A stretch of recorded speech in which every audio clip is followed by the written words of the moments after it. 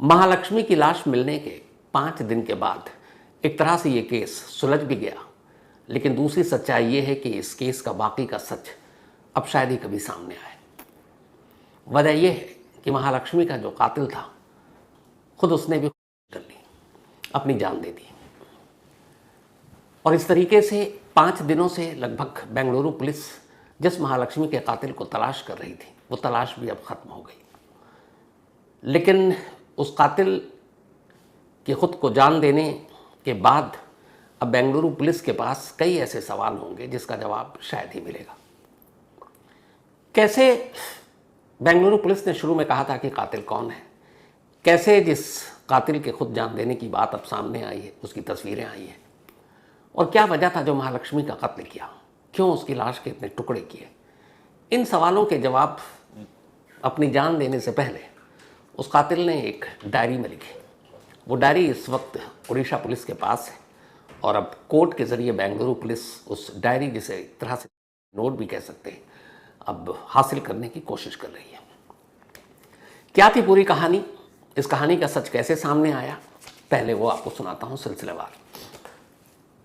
21 सितंबर को मैंने पहले भी आपको बताया था कि घर से बदबू आ रही थी महालक्ष्मी के, तो मकान मालिक ने महालक्ष्मी की माँ और उसकी बहन को फ़ोन किया। वो लोग घर आए, दरवाज़ा खोला, अंदर बदबू थी और साथ में फर्श पर लाश के टुकड़े थे कुछ, हालांकि सफाई हो चुकी थी फिर भी बच गए थे। फ्रिज के अंदर टुकड़े थे, सबसे ऊपरी खाने में पैर रखा था, बीच में बाकी हिस्से और नीचे सर। इसके बाद तफ्तीश शुरू होती है। पुलिस जब चेक करती है तो पता चलता है कि महालक्ष्मी का मोबाइल 2 सितंबर, बल्कि 2 सितंबर नहीं, अब जो जानकारी आई है वो ये है कि 2 सितंबर की रात तक तो ऑन था, लेकिन रात 12 के बाद वो 3 सितंबर की तारीख पड़ गई, तो कायदे से रिकॉर्ड पर यह है कि 3 सितंबर को स्विच ऑफ हो गया था। और इसी से पुलिस ने अंदाज़ा लगाया कि 2 और 3 के बीच में कत्ल हुआ होगा, और फिर पुलिस तफ्तीश शुरू करती है। शक के घेरे में अलग अलग 5 से 6 लोग थे, और ये 5 से 6 लोग इसलिए आए क्योंकि महालक्ष्मी के घर वालों ने और फिर खुद महालक्ष्मी के हस्बैंड जो हेमंत दास, हालांकि वो उससे अलग रह रहा था, उन लोगों ने शक जताया था। अब ये कौन थे 5-6 लोग? एक तो खुद हेमंत दास था जो महालक्ष्मी का हस्बैंड था लेकिन अलग रह रहा था। दोनों के रिश्ते ख़राब थे, पुलिस स्टेशन में मियाँ बीवी ने एक दूसरे के खिलाफ शिकायत भी कर रखी थी, तो पुलिस को भी ये शक था कि हो सकता पति ने मार दिया। तो पहला सबसे बड़ा शक जो गया था वो हेमंत दास पर गया था। 2 कैरेक्टर के नाम हेमंत दास ने पुलिस को बताया। एक बताया कि एक सैलून में काम करने वाला एक शख्स जिसका नाम है अशरफ, और अशरफ के साथ वो अक्सर घूमती है। कई बार अशरफ उसको उसके घर पर अपनी स्कूटी पर पिक करने के लिए आता है और फिर ड्रॉप भी करता है। हेमंत दास और महालक्ष्मी के बीच एक झगड़े की वजह जो उसने बताई, उसने इस अशरफ को ही बताया। लेकिन सिर्फ अशरफ तक नहीं गया, उसने 2 और नाम लिए। अब ये जो 2 और नाम लिए, इन दोनों को पुलिस ने तफ्तीश की। इन दोनों के नाम डिस्क्लोज इसलिए नहीं किए गए कि उनका इस केस से कोई लेना देना था नहीं, लेकिन पुलिस ने उनके कॉल डिटेल सब कुछ चेक किया, नहीं हुआ पता। अब पुलिस अपनी तरफ से तफ्तीश शुरू करती है। तफ्तीश शुरू करने का सबसे आसान 2 तरीका था, एक महालक्ष्मी का मोबाइल और दूसरा सीसीटीवी कैमरा। इन दोनों को खंगालने की कोशिश की गई, चूंकि 21 सितंबर की बात है। अब पुलिस ने कॉल डिटेल खंगाला। जब कॉल डिटेल खंगाला और महालक्ष्मी के बारे में बात किया, कहाँ काम करती है, वहाँ एक टीम गई उसके मॉल के उस शॉप में जाकर पूछताछ की, तो पता चला कि महालक्ष्मी आखिरी बार मॉल अपनी ड्यूटी पर 1 सितंबर को गई थी, 1 सितंबर। इसके बाद से वो गायब थी। पुलिस मानकर चली कि 3 तारीख की रात से मोबाइल स्विच ऑफ है, 1 के बाद वो गई नहीं, तो 2 सितंबर से 3 के बीच में हो गया। अब उधर से पूछताछ हो गई। अब पुलिस ने महालक्ष्मी के कॉल रिकॉर्ड को खंगालना शुरू किया। जब कॉल रिकॉर्ड को खंगालना शुरू किया तो उसमें बहुत सारे नंबर थे, उनमें से एक-एक कर सबको बात करने की कोशिश की गई, खासतौर पर जो 1 और 2 सितंबर को बातचीत हुई थी। इस दौरान में पुलिस की एक टीम उस मॉल के तमाम एम्प्लॉई से भी पूछताछ कर रही थी जहाँ पर महालक्ष्मी काम करती थी, और सभी को पुलिस ने कहा था हाजिर रहने के लिए। एक-एक कर सबसे पूछताछ की गई कि आखिरी बार क्या था, उसका कोई बिहेवियर क्या था, किसी से झगड़ा, किसी से दुश्मनी, हर एक से पूछताछ कर ली। लेकिन तभी पुलिस को पता चला कि उस शॉप में जितने लोग काम करते थे उनमें से एक शख्स मिसिंग है, और वो नहीं आया, जबकि ओनर ने हर एक को कहा था हाजिर रहने के लिए। अब पुलिस ने लिस्ट निकाली थी कि कौन कौन है, उसमें से एक गायब था एम्प्लॉई। जब पुलिस ने उसके बारे में डिटेल निकाली तो पता चला उसका नाम है मुक्ति रंजन रॉय।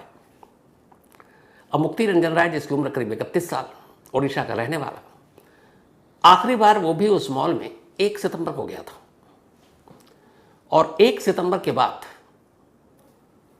वो भी जो है उस मॉल में नहीं जाता है जहां उसकी ड्यूटी है। तब उस एक मॉल के उस शॉप से एक साथ 1 सितंबर के बाद 2 लोग बिना अपने बॉस को बताए हुए गायब हैं। एक है महालक्ष्मी और दूसरी है मुक्ति रंजन राय। मुक्ति रंजन राय का नाम महालक्ष्मी के हस्बैंड हेमंता दास ने नहीं लिया था। पुलिस को बड़ी अजीब बात लगती है कि 1 तारीख से 1 सितंबर से गायब है महालक्ष्मी। 1 सितंबर से उसने भी शॉप पे नहीं गया, नौकरी छोड़ दी एक तरह से। अब जब इधर कॉल डिटेल रिकॉर्ड सामने आई तो पता चला कि 1 सितंबर को इन दोनों के बीच में बातचीत हुई थी। अब दोनों शॉप पर नहीं है, इसका मतलब है दोनों बाहर हैं, दोनों अलग अलग रहते हैं, लेकिन महालक्ष्मी और मुक्ति के बीच में बात हुई। अब पुलिस ने मुक्ति का नंबर चूंकि मिल गया, अब उसके लोकेशन और उसके कॉल डिटेल खंगालने शुरू किए तो पता चला कि 2 और 3 सितंबर को मुक्ति के मोबाइल का जो लोकेशन था वो बेंगलुरु में ठीक उसी मोहल्ले का था जिस मोहल्ले में महालक्ष्मी रहा करती थी। यानी वो लोकेशन बता रहा था कि वो महालक्ष्मी के साथ था। अब ये 2 इंपॉर्टेंट लीड पुलिस को मिली। पहली कि 1 सितंबर से वो भी गायब, दूसरी कि 2 और 3 सितंबर को मोबाइल का लोकेशन मुक्ति का सेम इलाके में था। अब यहाँ से पुलिस को लीड मिली तो पुलिस ने अब मुक्ति के बारे में और पता किया शॉप वॉप से, तो पता चला कि मुक्ति यहीं बेंगलुरु में एक रेंट पर रहता है घर लेकर। पुलिस वहाँ तक पहुँचती है, उस घर तक। इत्तेफाक से उस घर में वो अपने एक भाई के साथ रहता था और वो भाई भी उड़ीसा का ही था, बेंगलुरु में वो भी काम करता था। पुलिस पहुँचती है वहाँ, भाई मिलता है, वो मिलता नहीं है, तो पुलिस उससे पूछताछ करती है। जब पुलिस पूछताछ करती है तो वो बताता है कि भाई तो ये कह कर गया कि वो अपने गांव जा रहा है। उसका पुलिस उससे थोड़ा सख्ती से पूछताछ करती है, तब वो पूरी कहानी की बताओ कब से क्या।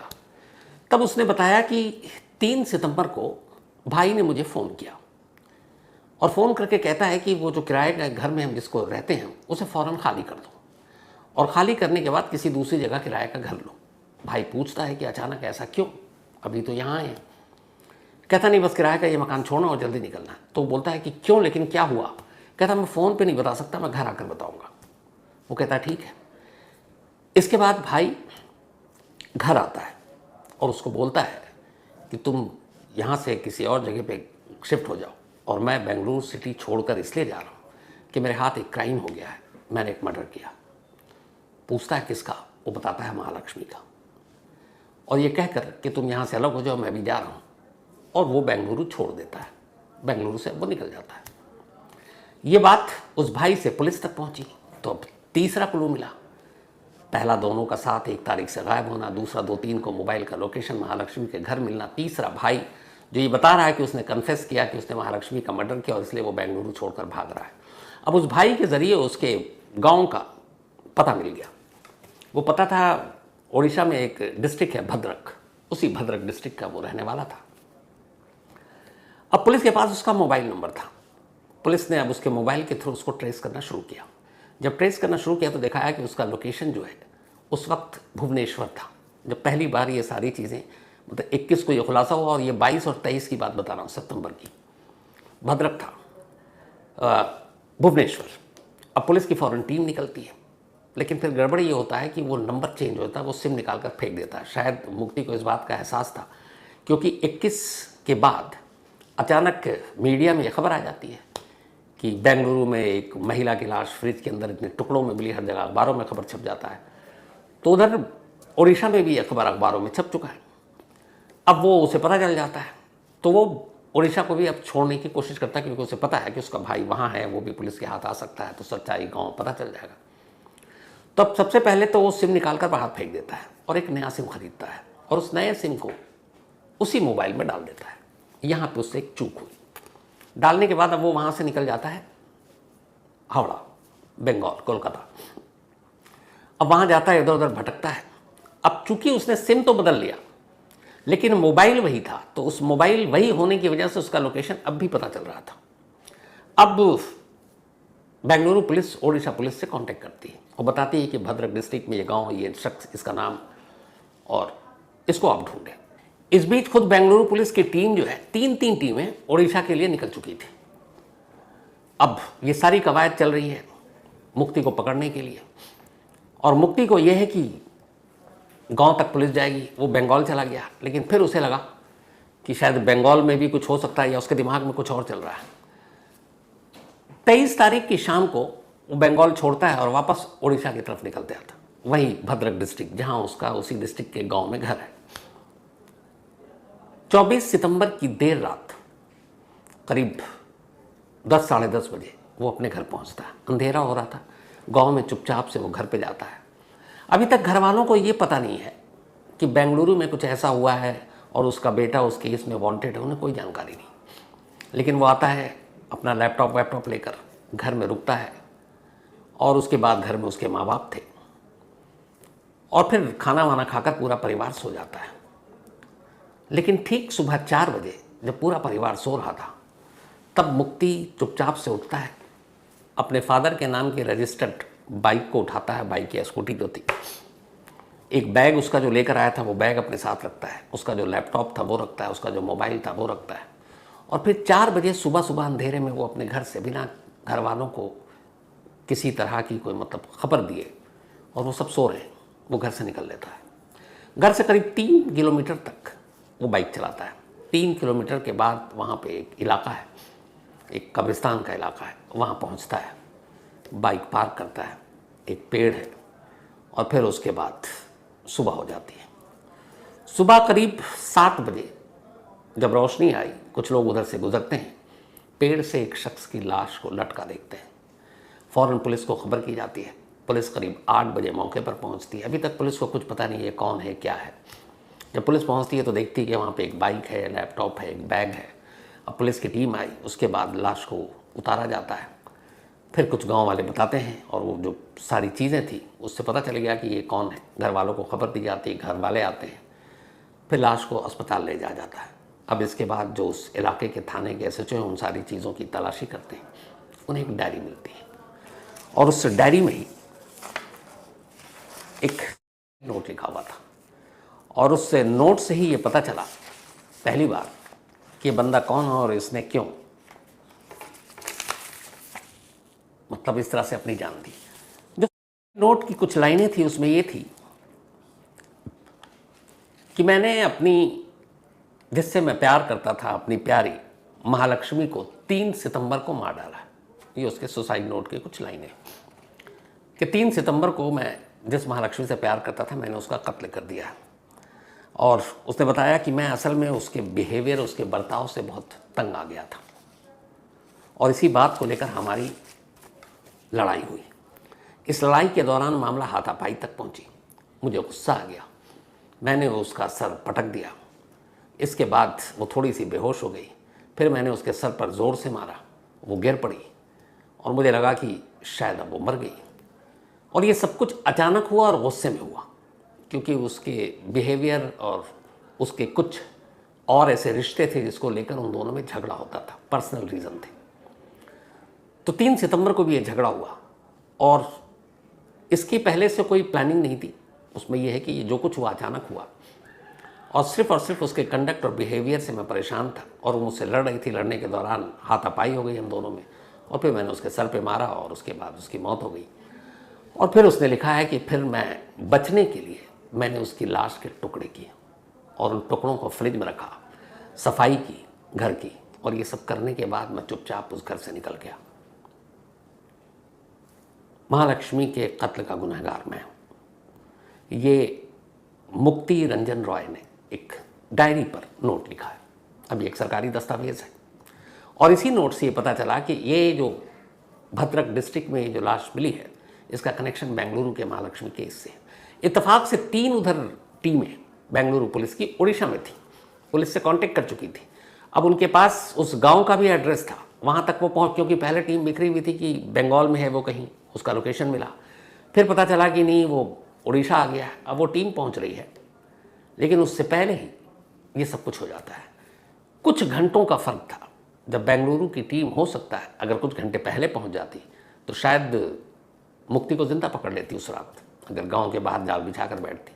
लेकिन आने में थोड़ी देरी हो गई और इस देरी की वजह से बहुत कुछ हाथ से निकल गया। अब लाश का पोस्टमार्टम के बाद उसके घर वालों को सौंप दिया गया, अंतिम संस्कार भी कर दिया गया। अब बेंगलुरु पुलिस नोट और जो बाकी डॉक्यूमेंट्स या सामान है उसको अपने कब्जे में, क्योंकि केस वहाँ दर्ज है, तो लेने की कोशिश कर रही है। ओडिशा पुलिस के जो एडीजी लॉ एंड ऑर्डर हैं संजय कुमार, उन्होंने कहा है कि वो अदालत के थ्रू आएंगे, हम नोट भी दे देंगे क्योंकि ये केस स्टडी के उनके पार्ट है। तो अब ये सब कुछ लेकर ओडिशा पुलिस से बेंगलुरु पुलिस वापस बेंगलुरु जाएगी। इसकी मौत अननेचुरल डेथ के तौर पर ओडिशा में रजिस्टर्ड कर लिया गया, जो मुक्ति रंजन है। और इस मुक्ति रंजन की मौत के बाद उसके घर वालों को पहली बार पता चला कि मुक्ति रंजन की बेंगलुरु पुलिस तलाश कर रही थी। तो ये तो हुई पूरी कहानी। अब मुक्ति रंजन की मौत के बाद कुछ सवालों के जवाब पता नहीं कभी सामने आएंगे कि नहीं। जैसे जिस तेजधार हथियार से लाश के टुकड़े किए गए वो बरामद नहीं हुए और खुद मुक्ति नहीं है। कत्ल करने का असली मकसद क्या था, क्योंकि उसने सुसाइड नोट में डिटेल में वो सारी चीज़ें नहीं लिखी। कुल मिलाकर जो लाइन है उसका निचोड़ ये है कि मैं उसके बिहेवियर, बर्ताव से हमारे बीच में अक्सर लड़ाई होती थी और उस दिन भी अचानक लड़ाई हुई। ये प्री प्लान नहीं था मर्डर। गुस्से में मैंने मारा, सर पे लगा, वो गिर गई। फिर डर से लाश को छुपाने के लिए मैंने उसके टुकड़े किए। वो टुकड़ों की तादाद 50 से ज़्यादा थी।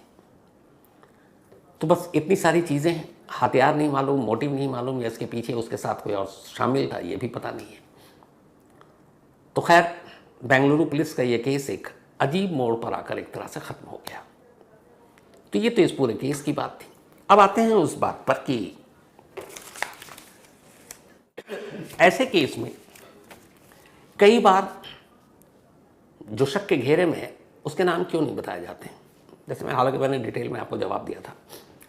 असल में बेंगलुरु से एक पुलिस अफसर और एक हमारा रिपोर्टर है वहाँ पे सगय राज, बहुत ही होनहार क्राइम रिपोर्टर, मैसेज आया और फ़ोन आया। हुआ ये कि जिस दिन ये 21 सितंबर को लाश मिली और 59 टुकड़े और फ्रिज, होता क्या है कि जब इस तरह से फ्रिज में कहीं भी लाश मिले तो आप चाहें ना चाहें आप सीधे रिकॉल करेंगे श्रद्धा और आफ्ताब पूना वाला केस को, क्योंकि वो ही सबसे ज़्यादा सुर्खियों में थी। तो सीधे लोग उसको केस को रिलेट करते हैं। अब यहाँ पर ये हुआ कि हस्बैंड ने नाम लिया कि एक जो हेयर ड्रेसर है अशरफ उत्तराखंड का, उसके साथ इसका अफेयर था और मुझे डाउट है कि उसी ने मारा। तब तक पुलिस अशरफ को उठा चुकी थी। अशरफ को उठाने के बाद करीब 12 घंटे तक उसको इंट्रोगेट किया, उसके लोकेशन, उसकी सारी चीज़ें देख ली और पुलिस समझ गई कि इसमें अशरफ का रोल नहीं है। उधर पुलिस की दूसरी टीम तब तक 2 चीज़ें पता कर चुकी थी। पहला, 1 सितंबर से महालक्ष्मी अपने शॉप पे नहीं जा रही है और उसी शॉप का एक और शख्स भी 1 सितंबर से ही गायब है। तीसरा कि महालक्ष्मी के घर के जो लोकेशन था वो लोकेशन मोबाइल टावर का वहीं दिखा रहा था, महालक्ष्मी का, मुक्ति का भी, 2 और 3 सितंबर को। तीसरा, एक सीसीटीवी फुटेज मिला था जिसमें एक स्कूटी पर 2 लोग दिखाई दिए थे और उसमें एक मुक्ति था। हालांकि वो साफ चेहरा नहीं था, लेकिन अब पुलिस ने कंफर्म किया कि वो मुक्ति था। तो ये सारी चीज़ें आ गई।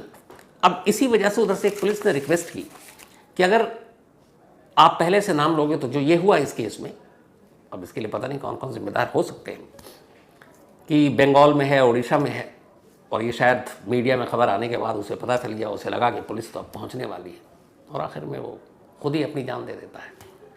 लेकिन यहाँ वो बात नहीं है जो शुरू में कहा गया था ना कि नाम क्यों नहीं बताते हैं।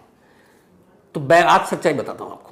बेंगलुरु के हमारे रिपोर्टर और वहाँ के जितने रिपोर्टर थे और वहाँ की पुलिस, वहाँ के खुद पुलिस कमिश्नर दयानंदन जो है, उन्होंने एक रिक्वेस्ट की थी कि ये नाम मत लेना, क्योंकि उस वक्त एक ही नाम आया था शुरू में जब पुलिस ने उठा भी लिया अशरफ को। उन्होंने कहा कि इस नाम के लेने से ये होगा कि बेंगलुरु में जहाँ ये इंसिडेंट हुआ है वहाँ माहौल ख़राब हो सकता है, वो हिंदू मुस्लिम वाली बात हो सकती है, और जबकि अभी ये कंफर्म है कि ये इसमें शामिल नहीं है। एक बार एक्यूज शामिल हो जाए, आप नाम ले लो, कंफर्म हो जाए तो माहौल ख़राब ना हो। आपको पता है माहौल बिगाड़ने वाले लोग भी हर जगह मौजूद होते हैं। तो इसी डर से पुलिस ने ये रिक्वेस्ट की थी और यही वजह थी कि उस दिन नाम बहुत सारे लोगों ने नहीं लिया, लेकिन बहुत सारी जगहों पे मैं तो हैरान था कि नाम ओपन नहीं लिया गया। तो जर्नलिज्म का अपना अपना तरीका है। तो जब पुलिस ने रिक्वेस्ट किया, और आप ये देख रहे हैं, आपकी एक सोसाइटी की जिम्मेदारी भी है कि अगर कह रही है और अभी इन्वेस्टिगेशन है तो ले लीजिए। तो ये वजह थी। और दूसरा, इसका नाम उसी दिन से था, मुक्ति जो रंजन है। मैंने आपसे उस दिन भी कहा था कि इस नाम है हमारे पास, लेकिन नाम इसलिए भी नहीं लेना था क्योंकि पता चल जाएगा कि भाई ये वही है, उसी के पीछे पुलिस। तो खुद वहाँ के होम मिनिस्टर, पुलिस कमिश्नर सभी ने नाम नहीं लिया, हर एक ने बताया था कि हमें कातिल मिल चुका है, कत्ल की वजह मालूम है, कहाँ है ये भी पता है, बस गिरफ्तार करने जा रहे हैं। एक चीज़ और, वो इस कहानी से रिलेटेड नहीं है, लेकिन मैं कल कहीं और अपने यहाँ नहीं, अपने बारे में नहीं देख रहा था, कुछ और स्टोरीज चल रही थी, कुछ हाँ शायद ये दीपक और वनीता ने जो शो किया था उस पर भी, और भी जगह पे एक अजीब चीज़ होती है जहाँ पे हम लोग बैठे होते हैं, हम जर्नलिस्ट, दोनों तरफ से मारे जाते हैं सब। क्या कीजिएगा। मैं पढ़ रहा था, मुझे बड़ी शर्म आ रही थी।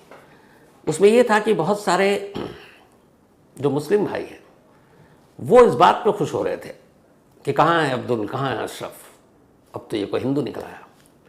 तो ये बताए, और उधर से ये कि नहीं, ये तो फिर वही आफ्ताब जैसा होगा। तो दोनों तरफ से ये बातें चल रही हैं, दोनों तरफ से कुछ लोग हैं मुट्ठी भर। मेरा इन दोनों तरफ से सवाल एक ही है कि चाहे वो अब्दुल हो या अशरफ हो, चाहे वो मुक्ति रंजन हो, इससे जो महालक्ष्मी के साथ हुआ वो जुर्म कम हो जाता है। एक कातिल या एक रेपिस्ट एक ख़ास धर्म का होने से क्या उसके साथ रियायत बरती जानी चाहिए, उससे प्यार किया जाना चाहिए। ऐसे लोगों के साथ कड़ी से कड़ी जो उनको सज़ा दी जानी चाहिए, और जो जुर्म करते हैं उसके लिए जो भी चीज़ें वो होनी चाहिए। तो यहाँ इस बात पे मैं देख के मतलब हैरान हो रहा था कि बहुत सारे लोग इस बात पे खुश हैं कि अच्छा ये अशरफ नहीं निकला, ये अब्दुल नहीं निकला, ये भी कोई मतलब नहीं है। आप महालक्ष्मी के घर वालों से जाके पूछिए, अभी जिन लोगों ने उसकी लाशें देखी होंगी, 59 टुकड़ों में आप कैसे देख सकते हो किसी को, तो कपड़ों में समेट कर ले जाते हुए। तो अगर ऐसे चीज़ें लोग देख लें और उन जज्बातों को, भावनाओं को समझ लें, तो शायद ऐसी बातें नहीं करेंगे।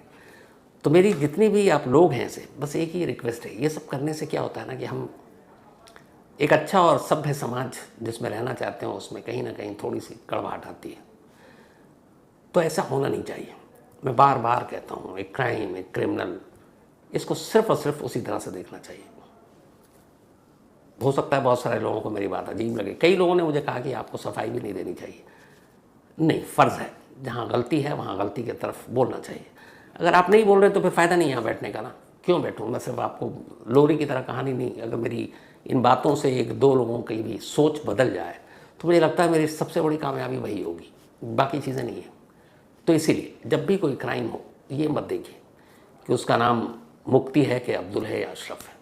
सिंपल ये देखिए कि उसने कितना घटिया क्राइम किया, कितना घिनौना क्राइम किया, और उसके लिए उसे जितनी सख्त सज़ा मिलनी चाहिए मिलनी चाहिए। तो वहाँ और कुछ नहीं होना चाहिए। तो खैर, अफसोसनाक कहानी थी, लेकिन हाँ, क्राइम के अगर पहलू से देखें तो मुझे लगता है ये अजीब आकर मोड़ पर ख़त्म हो गया। अगर इसके पीछे कुछ और साजिश है तो पता नहीं अब खुलासा होगा कि नहीं होगा। और अगर आने वाले वक्त में बेंगलुरु पुलिस प्रेस कॉन्फ्रेंस कर कुछ बताती है तो शायद कुछ पता नहीं। जितना ही अब आपसे मुलाकात होगी कल रात 9 बजे किसी नई कहानी के साथ। तब तक अपना ख्याल रखिए।